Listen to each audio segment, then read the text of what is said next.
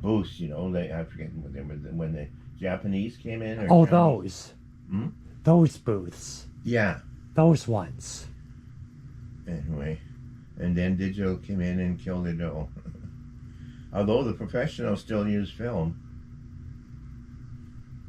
and slides.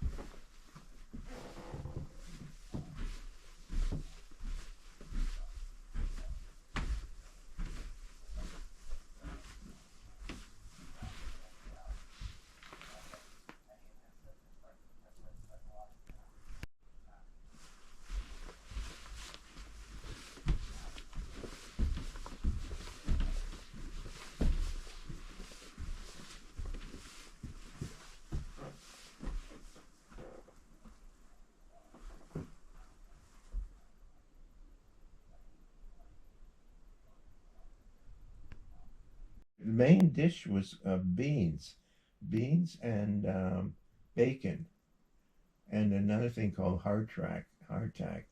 Now that part they got right. They would take strips of beef and then dry it out,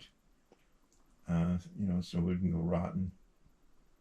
And but they but beans are very very high in protein, and so is in the bacon. So that was their main meal on the trail.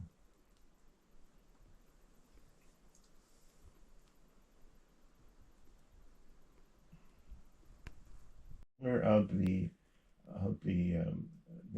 made carts and wheels and wagons and so on in St. Catharines for years, and it was called McKinnon's, and they were and and then they had the McLaughlins. He was in Oshawa, just around the other side of Lake Ontario, and so when they both started making cars, they decided they would join forces. That McKinnon's would make parts and engines and so on for the cars, and Oshawa would do the assembly. And they did that for years and years and years and years. Okay, and it was very successful, right? But then all of a sudden they thought, well, we're not making enough money. They took the whole General Motors factory in Sigal and moved it to Mexico. Okay, so that killed the automotive industry in St. Catharines. Now the Oshawa plant still exists. It's still running good and so on, but not like it used to be.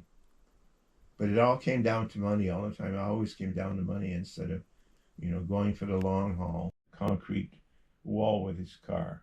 Crashes. Yeah, and pushes the fender against the wheel, so now it can't turn. All right. Okay. So he gets the buddy with the truck. They go up to a telephone pole, and he hooks a chain around the telephone pole and round in the hook, and he pulls the fender off the wheel and straightens the metal. That's how well the cars were made. Like you, like you put a hook on a car today, you would just pull the whole side off, right? Of course. And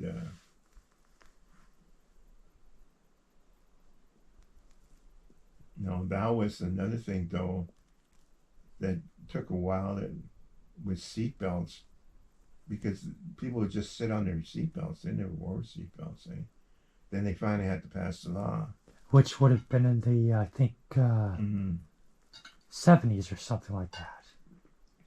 But I went out when I went out and got my first job out west in Alberta in the early '80s, and they didn't have a seatbelt law there, and everybody was sitting on the seatbelt. No, only babies or ricks and wimps use seatbelts. You people from Ontario and so on, you're a bunch of wimps, and so anyway, then they did a survey in Alberta how many people were killed and injured in cars. And Alberta was injuring 3 times as much as the people in Ontario who had seatbelts. So they passed a law. Then you have to have seatbelts. They anyway did statistics and they found out seatbelts saved lives. Of course they do. But they didn't believe they did.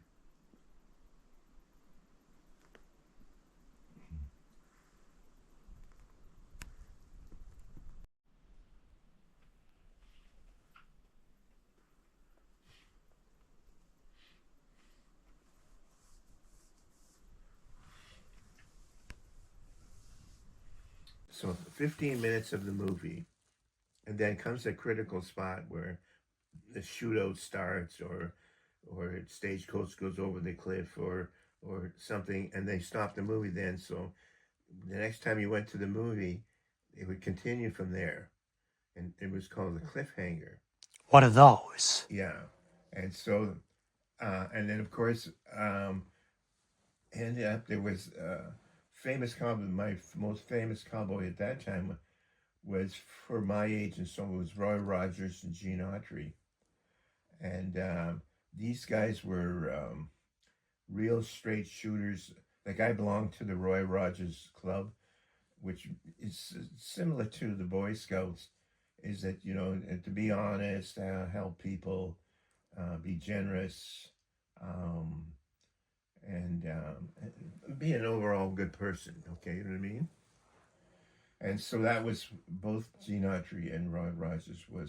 I grew up with that, and I've kept all of those values. I still have today that I had at that time. But it was always intriguing me as well. It was like an era that existed, but now it's gone. And I romance it. The Indians and their culture, and the cowboys and their culture. Now it's rodeo, and we're talking to his son. Roy had passed, and he was Roy wanted to be. What's his son's name again? It's God. Now you would ask me that. I forgot. It'll come to me. something Rogers. Yeah, really, really nice gentleman. Something Rogers. Yeah, I can find it. Anyway, he told a cute story. There was a part of the museum was like a hexagon museum that you walked around, and then there was a center part of the museum which was like a courtyard, and it was all filled up with tractors and plows and all kinds of different old rusty farm implements. So I asked him about that because everything else in the museum is really well. He had his famous Cadillac with the horns on the top, and then the handles were guns, and like everything he had was first class. But then there was a whole section of all this old rusted farm equipment. So I asked him, I said, well, what's this about? He says, Roy didn't throw anything out. He would go they had two homesteads when they were being brought up. And what they would do in the old homesteads, they would just stack the old equipment by the road or make stockpiles and so on. And, because they didn't have any place to scrap things away, they just, they would just put it on the corner of their property. And you'll see that when you travel in the country out west, is they don't throw any of their tractors away or their combines they just put it by the road or, and it just sits there and rests. But in his courtyard, he didn't have any tractors, but he had all this other farm equipment. He says, my dad never threw anything out. And if he'd go back to one of the homesteads and find an old plow or you find this, he put it in that collection.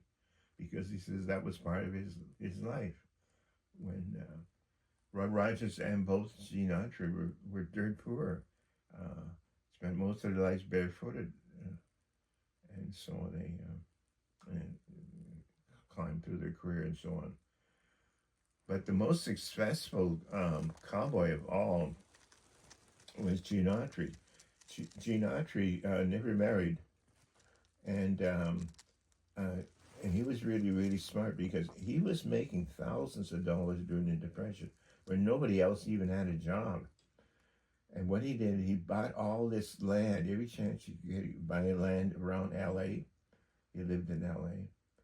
And he bought the radio station. Then he bought 5 or 6 radio stations. Then he bought television stations, and he bought brought the Dodgers. All you can do on him. Okay, here's the trivia question. When a cowboy gets on his horse, does he get on the horse from the left side or the right side? Every cowboy gets on either the left side of the horse. The horse is facing forward. Yeah, so they usually mount horses on the left. Always on the left. And why? It's for their dominant hand because they were right-handed. Also, there's another reason. Has to do with the horse. It was a habit. I think it was so that they could control the horse better.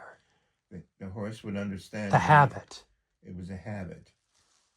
And if you try to get on the horse from the right side, the horse would object because he doesn't know what the hell you're doing. Okay?